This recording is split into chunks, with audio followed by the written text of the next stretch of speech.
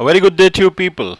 My name is Mohit Manuja of QualityLessons.net. And guys, today I'm gonna be teaching you addClass and removeClass methods in JQuery. JQuery makes JavaScript so easy. JQuery is nothing but a JavaScript library, and I'll be using codepen.io here. It's an online editor that allows you to code very fast and code in a very easy manner. It has three panels: HTML, CSS, and JS. On the extreme right, you have JS. And the way you tie up with the jQuery library is when you click on this settings button, you can see that I'm tied up with a CDN or content delivery network through Quick Add.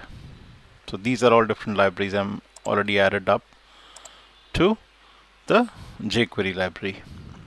Okay, and this is the HTML panel, which has a UL list an unordered list. It has 1, 2, 3 classes, namely veg, vegan, and non-veg. Okay, see, the aim is to create an unordered list like the one that I've actually created out here, and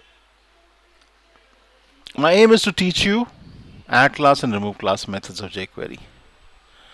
Appropriately, I add vegan class, non-veg class, veg class to the different items, so that if it's a non-vegetarian item, I display a red dot.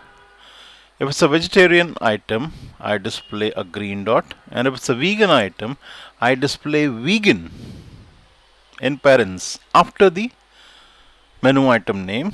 So you can see tamarind rice and sambar rice are both vegan items. Sorry. Again, chicken biryani is a non-vegetarian item, so that's a red dot.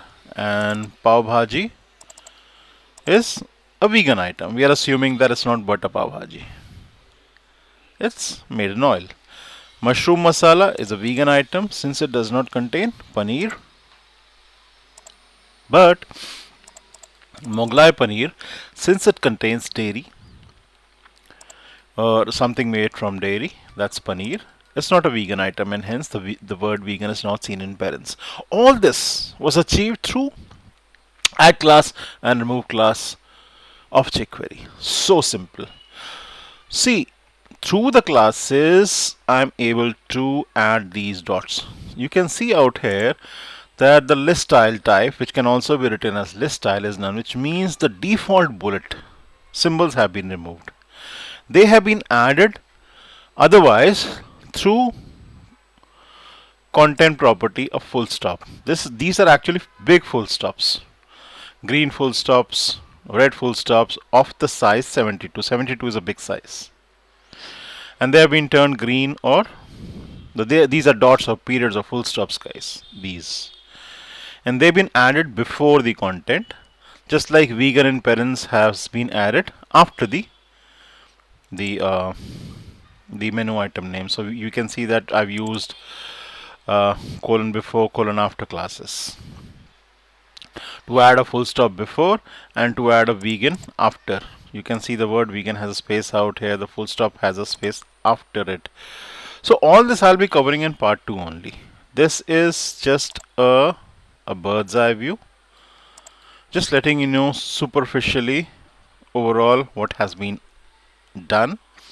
Okay, so it's a very simple code. As you can see, it automatically scans through the document, looks for the words mutton, chicken, and if it finds the word mutton, chicken, it adds class non-veg and removes the class veg and vegan.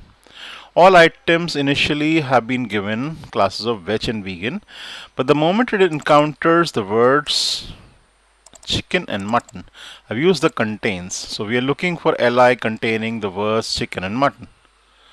If it does so, we add the class non-veg, remove the class veg vegan. And if it contains the word paneer, then we remove the class vegan. So I know that you're just getting a vague idea, a faint idea. Okay, so basically it's all about adding and removing. multiple classes. You can see we can add space separated classes here, we can remove space separated classes here, right? So, but I'm telling you the logic is so simple. You don't need to bother where to put the red dot, where to put the green dot. Okay, the code automatically does for you. It scans the document, it scans the list items, and once it encounters anything which has mutton or chicken, it gives you a red dot.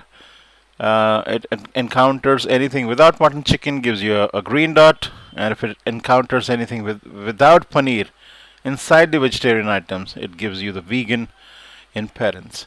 So I hope you'll join me in the last part, the second and the last part, to understand this thoroughly, where I'll destroy some of the code to recreate it, only to make you understand. But for those who have understood it just by looking at the code, and there would be some intelligent people out there, you can simply use my code, which is the highlighted part, codepen.io / Mohit Manuja / pen BLENQY in all caps. So this is the URL. Okay, so this is the HTML, CSS, and JS panels. This is codepen.io, and I'm Mohit Manuja signing off. You have a good day. Bye bye. Peace.